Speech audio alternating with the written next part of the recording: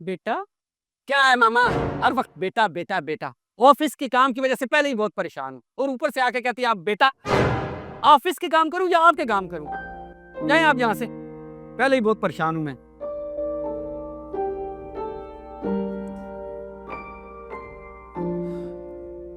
मामा को बिलावजह ही मैंने डांट दिया यार, मुझे ऐसा नहीं करना चाहिए था। मामा से माफी मांगनी चाहिए मुझे। चलो उनसे सॉरी करता हूँ।